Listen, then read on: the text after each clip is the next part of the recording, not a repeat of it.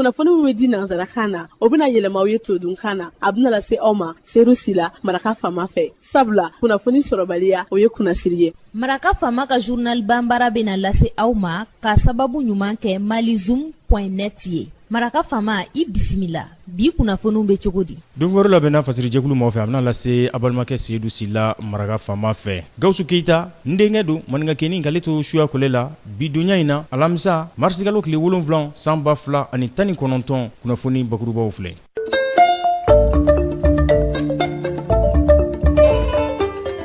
Wolomasiri taba jɔyɔrɔtigi kalanden maa 749 Banyango muso 191 Banyango o b'a la olu ye kalekan ta jamana ɲɛkɔrɔ taratadonya tɛmɛlen École nationale de police o kɛnɛfuga sanfɛ k'a fɔ k'u na jamana sariyaw k'u na olu bonya. Lakɔli karamɔgɔ ba caman duguma kalanso ani camancɛ kalanso o lakɔli karamɔgɔw don u taamara kunungo k'u ka dusumakasaya k'a daŋɛnɛmaya u wasa sɔrɔ baliya u ka laɲiniw na. Faransi ka baaraɲɔgɔnya so min bɛ ani jamana wɛrɛw ni ɲɔgɔn cɛ n'u ko ma coopération française olu ka baarabolo dɔ bɛ yen n'o ko ma ko ka dɛmɛɲɔgɔnya ta ka ɲɛsin garde nationale du Mali ma o ye bolimafɛn 8 u kurakura yɛrɛ koyi k'o kɛ hɔn ye. Don wɛrɛ la kumabɔ olu ye nin ye minnu bɛna walawala aw ye sisan daani na aw ni ce maraka faama ka journal banbara lamɛnli la.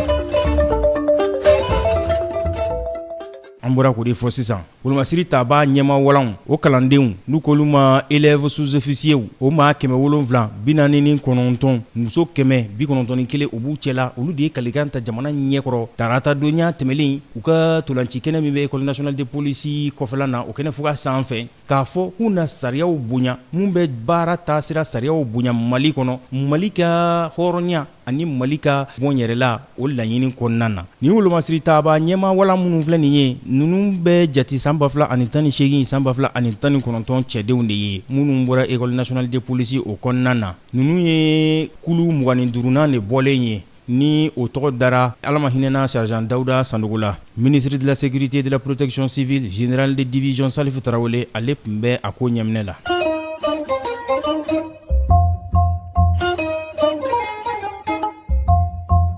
Lakɔli karamɔgɔ minnu bɛ duguma kalanso ani camancɛ kalanso lahalayaw ko fɔ olu de bɔra k'u ka funu daŋɛnɛmaya kunungo u taamara ka sababu kɛ ko u ka ɲinifɛnw olu ma kɛ sɔrɔfɛn ye gouvernement ale ɲɛkɔrɔ u maa caman de kun don koyi u ka kunnasiriw u kun kɛn bɛ k'olu kɛ bilenmanw ye ka tila ka u ka jataraw u ka dusumakasaya kumaw sɛbɛnnen bɛ jatara minnu kan olu bɛɛ kun ye bilenman ye k'u ka dusumakasaya k'u daŋɛnɛmaya. Lakɔli karamɔgɔ ninnu u taamara ka bɔ place de la Canne na ka taa Nkwame Kuruma tɔgɔla jatara o kɛrɛfɛla na AC 2000 o kɔnɔna na u ko tɔrɔmɔɲɔn ka d'olu ma n'o bɛ lajɛli tɔrɔmɔɲɔn k'o fɔ u bɛ se k'u ka so sara ni mun ye u bɛ se ka gafew san ka kalandenw ka kalanw labɛn ni o ye u ko n'o ma kɛ fɛn min ka don ka fɔ u b'u ka dusumakasaya k'u b'a daŋɛnɛmaya dɛ f'u ka ɲinifɛnw olu ka kɛ sɔrɔfɛn ye ko wa ko baarabila ɲɛbila sɛbɛn dɔ n'u ko ma préavis de grève k'u bɛn'o bila marisi kalo tile 11 nata.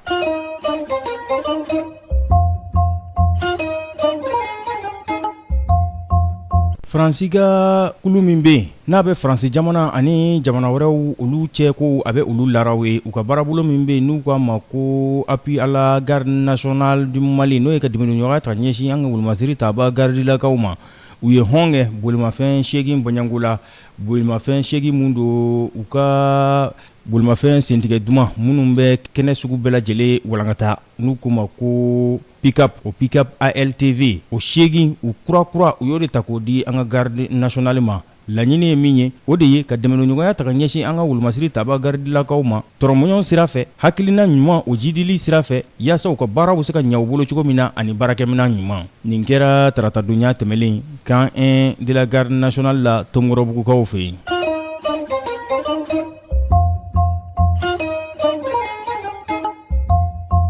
Caisse malienne de sécurité sociale u ye laseli kɛ ka ɲɛsin dɔngɔrɔ ɲininaw ma tarata donya tɛmɛlen u dɔnyɔrɔ la AC 2000 la ka yɛlɛma kura minnu kɛra ka ɲɛfɔli kɛ o la maaw ka y'a dɔn k'a fɔ sɛgɛnnafiɲɛbɔ tɔrɔmɔɲɔn o sarali o hokumu kɔnɔna na n'u ko ma ko pension u ye ɲɛfɔli kɛ o lahalayaw de la k'a sababu kɛ sɛbɛn kura de bɔra n'u ko ma nouveau code de pension o de bɛna sɛgɛnnafiɲɛbɔ tɔrɔmɔɲɔn sarali o de bɛna o cogoya bɛɛ lajɛlen ɲɛfɔ janvier kalo tile fɔlɔ o waliyara o don u ko a sariya bolo ma 2018 053 11 juillet 2018 o de bɛna o ko bɛɛ lajɛlen ka o laraw ye.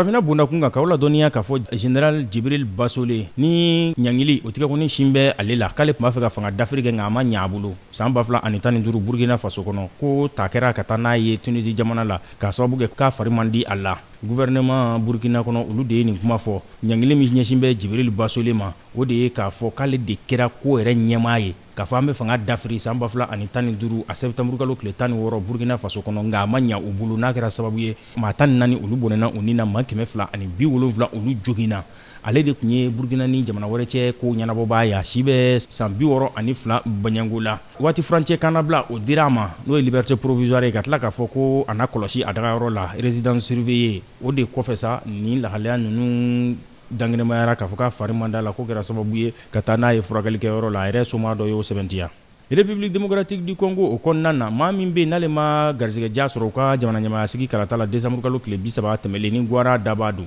martin fayulu a y'a jira kunungo k'a fɔ ko ale tɛna kɛ wasaden ye u ka wasabulon kɔnɔna na RDC ko a sababu kɛ k'ale de ye jamana ɲɛmaa sigilen ye k'ale ka sebaya ko de sonyɛna k'o ndaraki ka bɔ ale bolo jagoya a kɔni bɛ farifoni na yaasa a bɛ se ka bila a ka ɲɛmaaya minɛn kɔnɔ cogo min na k'a tɛna sɔn wasabulonya ma ni na dansigi b'i la siriw la min labɛnna fasirijɛkulu ma fɛ ka lase balimakɛ seyidu sila maraka fama fɛ gawusu keyita n denkɛ ale tun bɛ suya kɔlɛ la ni ala ma ka jɔnya jɔ an na an na ɲɔgɔn sɔrɔ yan sini o tɛ juma ye dɔgɔkun kunnafoni labanw k'olu lase aw ma ni ala sɔnna a ma n'a b'a fɛ ka segin ka maraka fama ka journal bamara la a bɛ taa malizoom.net ale sanfɛ www.malizoom.net an na maraka fama ka journal bamara ka kunnafoni jataraw a n'a ka laselibaw an n'a bɛɛ lajɛlen ye a k'an bɛn maraka fama ka bi journal bambara lasera aw ma k'a sababu ɲuman kɛ malizoom.net ye